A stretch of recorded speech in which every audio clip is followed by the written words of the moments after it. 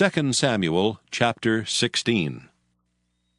And when David was a little past the top of the hill, behold, Ziba the servant of Mephibosheth met him, with a couple of asses saddled, and upon them 200 loaves of bread, and 100 bunches of raisins, and 100 of summer fruits, and a bottle of wine.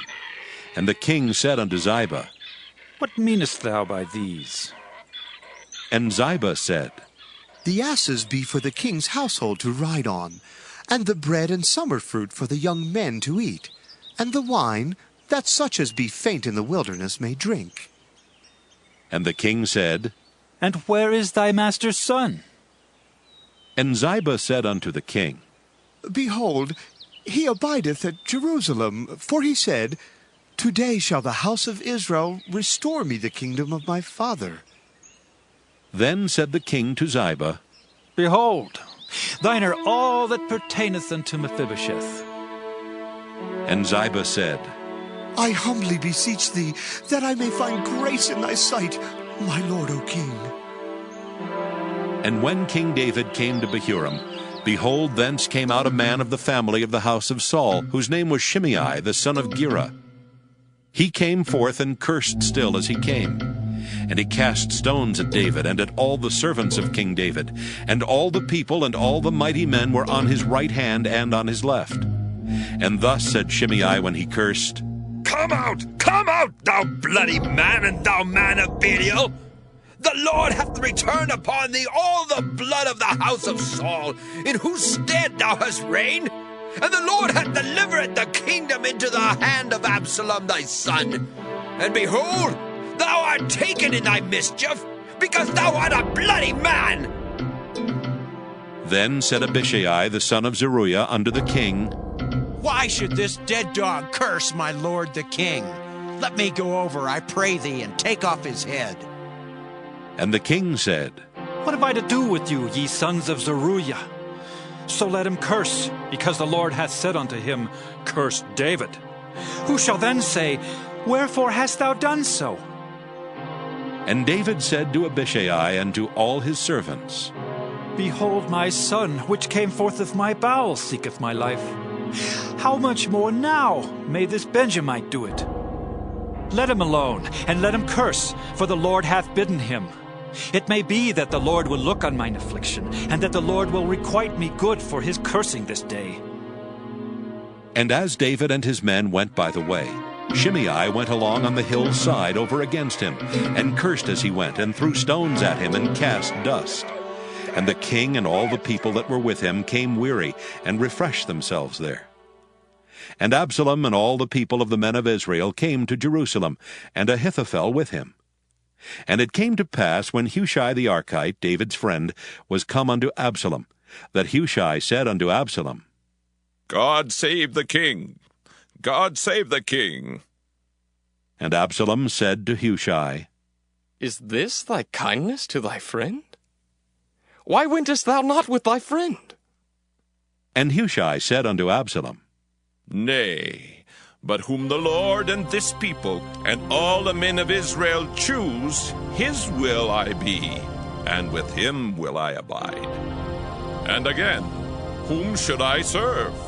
Should I not serve in the presence of his son, as I have served in thy father's presence? So will I be in thy presence. Then said Absalom to Ahithophel, Give counsel among you what we shall do.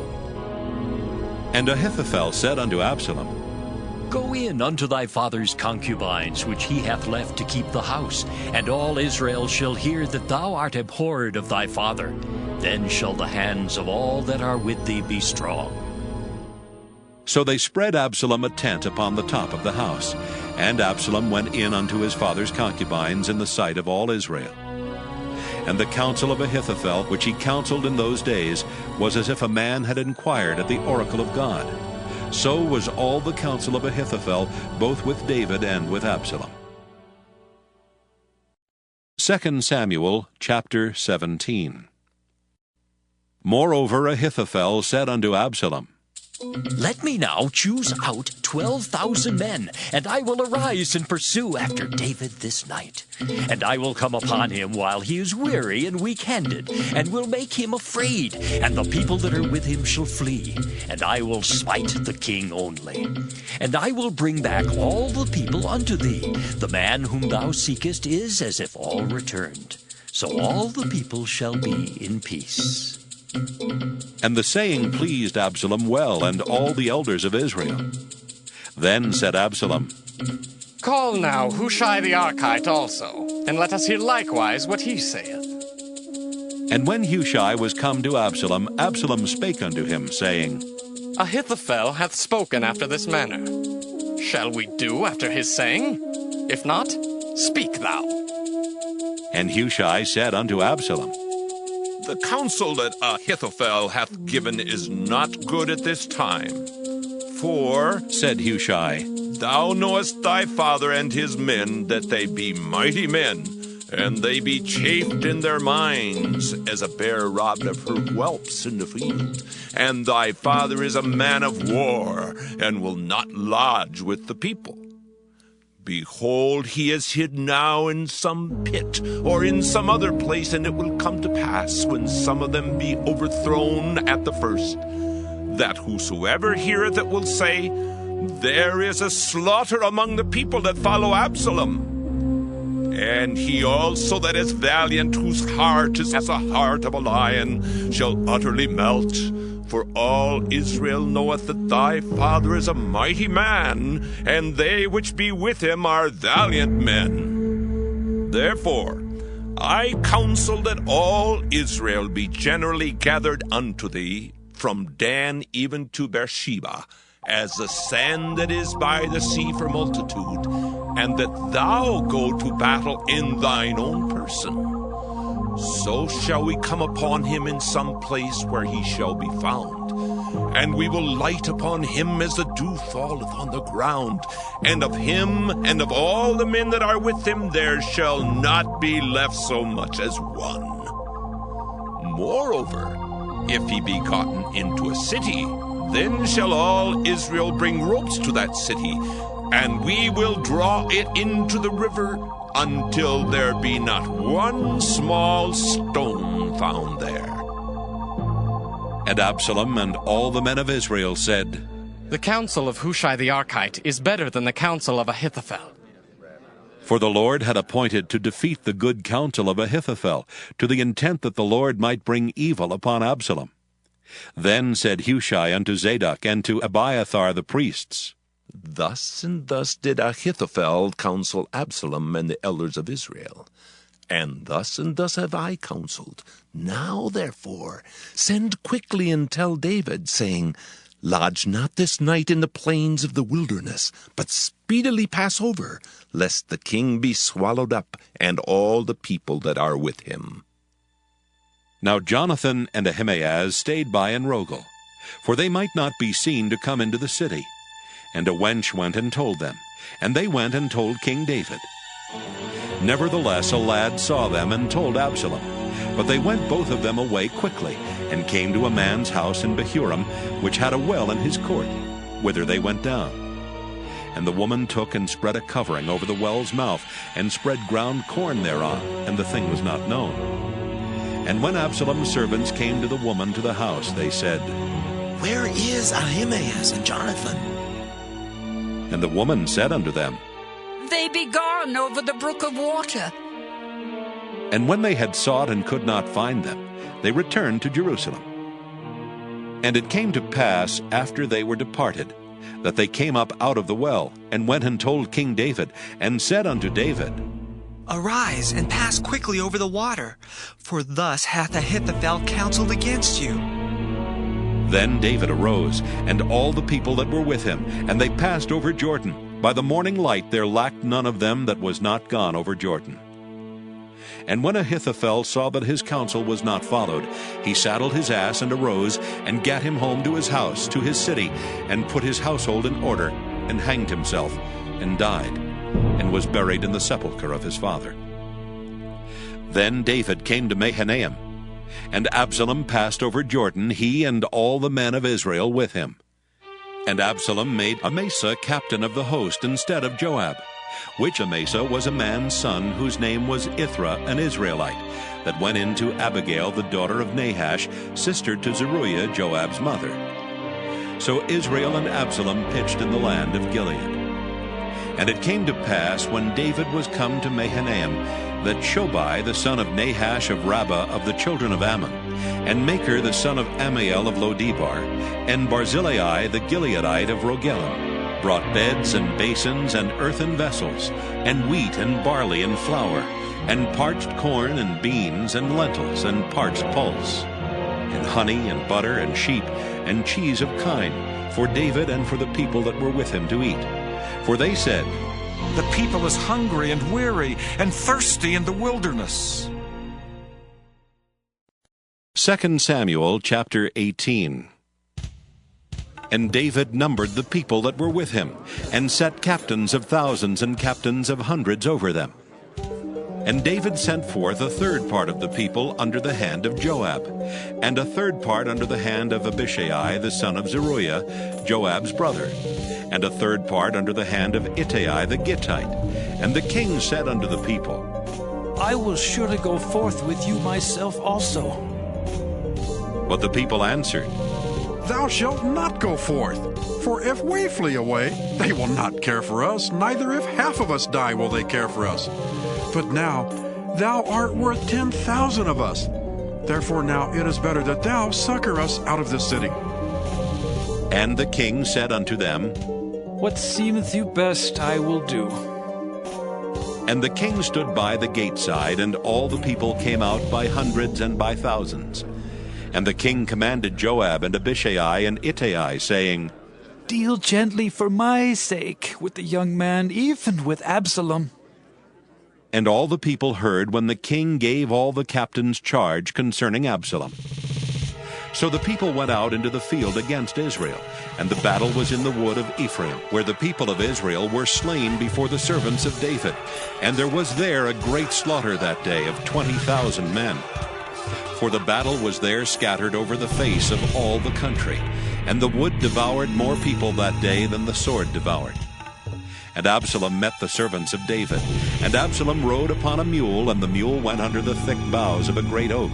And his head caught hold of the oak, and he was taken up between the heaven and the earth. And the mule that was under him went away. And a certain man saw it, and told Joab, and said, Behold, I saw Absalom hanged in an oak. And Joab said unto the man that told him, And behold, thou sawest him, and why didst thou not smite him there to the ground? And I would have given thee 10 shekels of silver and a girdle. And the man said unto Joab, Though I should receive 1,000 shekels of silver in mine hand, yet would I not put forth mine hand against the king's son. For in our hearing the king charged thee and Abishai and Ittai, saying, Beware that none touch the young man Absalom. Otherwise I should have wrought falsehood against mine own life. For there is no matter hid from the king, and thou thyself would have set thyself against me. Then said Joab, Ha! I may not tarry thus with thee. And he took 3 darts in his hand, and thrust them through the heart of Absalom while he was yet alive in the midst of the oak. And 10 young men that bare Joab's armor compassed about, and smote Absalom, and slew him. And Joab blew the trumpet, and the people returned from pursuing after Israel, for Joab held back the people. And they took Absalom, and cast him into a great pit in the wood, and laid a very great heap of stones upon him. And all Israel fled every one to his tent. Now Absalom in his lifetime had taken and reared up for himself a pillar, which is in the king's dale, for he said, I have no son to keep my name in remembrance. And he called the pillar after his own name, and it is called unto this day Absalom's place. Then said Ahimaaz the son of Zadok, Let me now run, and bear the king tidings how that the Lord hath avenged him of his enemies. And Joab said unto him, Thou shalt not bear tidings this day, but thou shalt bear tidings another day. But this day thou shalt bear no tidings, because the king's son is dead.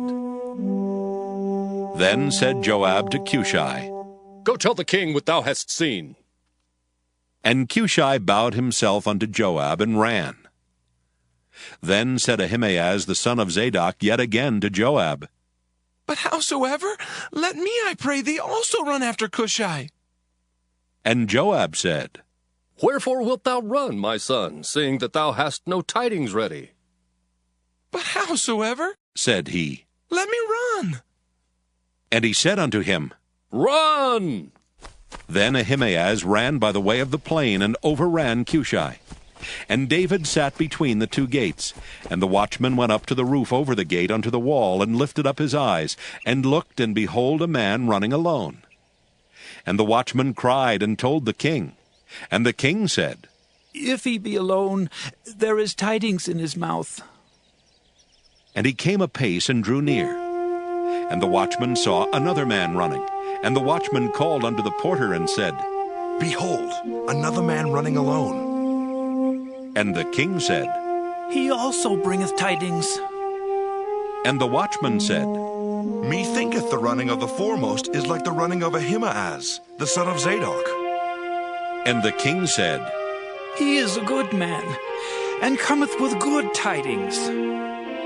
And Ahimaaz called and said unto the king, All is well!